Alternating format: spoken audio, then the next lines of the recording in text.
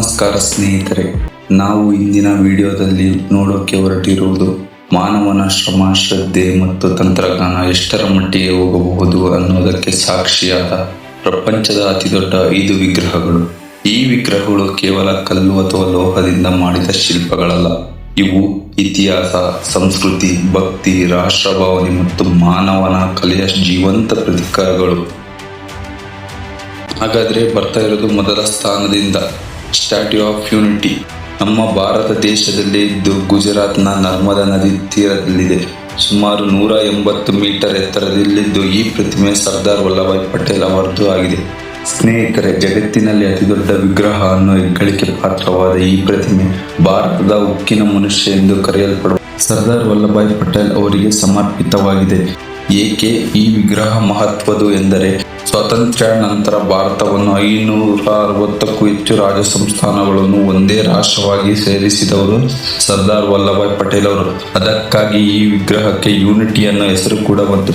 ವಿಶೇಷ ಅಂಶಗಳು ಎಂದರೆ, ಈ ವಿಗ್ರಹವನ್ನು 2018ರಲ್ಲಿ ಉದ್ಘಾಟಿಸಲಾಯಿತು. 4 ವರ್ಷಗಳ ನಿರ್ಮಾಣ ಕಾರ್ಯ.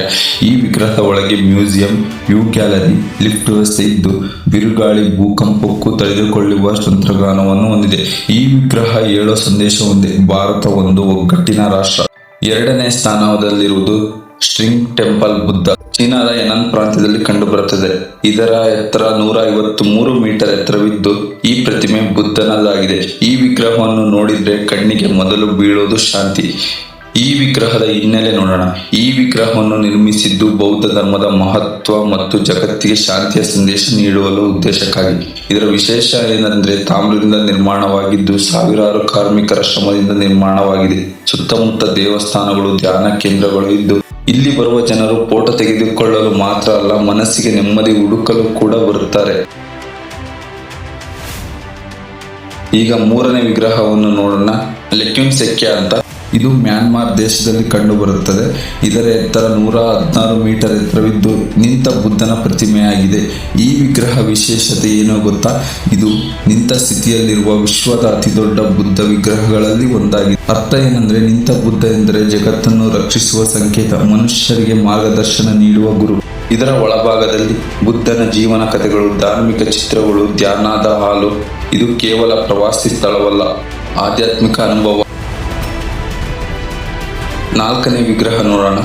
ಉಶಿಕು ದೈಬುತ್ಸ್. ಇದು ಜಪಾನ್ ದೇಶದಲ್ಲಿ ಕಂಡು ಬರುತ್ತದೆ. ಇದು 100 ಮೀಟರ್ ಎತ್ತರವಿದ್ದು ಈ ಪ್ರತಿಮೆ ಅಮಿತಾಭ ಬುದ್ಧನದಾಗಿದೆ. ಜಪಾನ್ ದೇಶದ ಶಾಂತ ಸ್ವಭಾವಕ್ಕೆ ತಕ್ಕಂತೆ ಈ ವಿಗ್ರಹವು ಅಷ್ಟೇ ಶಾಂತವಾಗಿದೆ. ವಿಶೇಷತೆ ಏನಂದ್ರೆ, ಒಳಗೆ ಸಂಪೂರ್ಣ ಕಟ್ಟಡ, ಮ್ಯೂಸಿಯಂ, ಲೈಬ್ರರಿ, ಧ್ಯಾನ ಕೇಂದ್ರವನ್ನು ಒಳಗೊಂಡಿದೆ. ಈ ವಿಗ್ರಹದ ಒಳಗೆ ಹೋಗಬಹುದು ಅನ್ನೋದಕ್ಕೆ ಇದನ್ನು ಇನ್ನಷ್ಟು ವಿಶೇಷ ಮಾಡುತ್ತದೆ. 5ನೇ ವಿಗ್ರಹ ನೋಡೋಣ. ಈ ವಿಗ್ರಹ ಜಪಾನ್ ದೇಶದ ಸೆಂಡೈ ಎಂಬ ಸ್ಥಳದಲ್ಲಿ ಕಂಡುಬರುತ್ತದೆ. ಈ ವಿಗ್ರಹದ ಪ್ರತಿಮೆಯ ಹೆಸರು ಸೆಂಡೈ ಡೈಕನ್ನೋನ್. ಎತ್ತರ 100 ಮೀಟರ್ ಇದ್ದು ಈ ಪ್ರತಿಮೆ ಕನ್ನೋನ್ ದೇವಿಯ ಪ್ರತಿಮೆಯಾಗಿದೆ. ಕರುಣೆಯ ದೇವತೆ ಎಂದರ್ಥ. ಈ ವಿಗ್ರಹ ಕರುಣೆ, ರಕ್ಷಣೆ ಮತ್ತು ಮಾನವೀಯತೆಯ ಸಂಕೇತವಾಗಿದ್ದು, ವಿಶೇಷತೆ ಏನಂದ್ರೆ, ಕೈಯಲ್ಲಿ ನೀರಿನ ಪಾತ್ರೆ, ಇನ್ನೊಂದು ಕೈಯಲ್ಲಿ ರತ್ನ. ಒಳಗಡೆ 33 ಮಹಡಿಗಳು ಇದ್ದು ಜಪಾನಿನ ಜನರಿಗೆ ಇದು ತಾಯಿ ಸಮಾನ ದೇವತೆಯಾಗಿದೆ. ಸ್ನೇಹಿತರೆ, ಈ 5 ವಿಗ್ರಹಗಳು ನಮಗೆ ಹೇಳೋ ಪಾಠ ಏನು? ಮನುಷ್ಯನ ಶ್ರಮ ಅಸಾಧ್ಯತೆಯನ್ನು ಸಾಧ್ಯ ಮಾಡುತ್ತದೆ.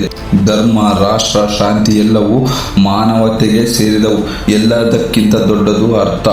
ಈ ವಿಗ್ರಹಗಳು ಆಕಾಶಕ್ಕೆ ಎತ್ತರವಾದರೂ ಮಾನವನ ಮನಸ್ಸಿಗೆ ಇನ್ನೂ ಹತ್ತಿರವಾಗಿವೆ.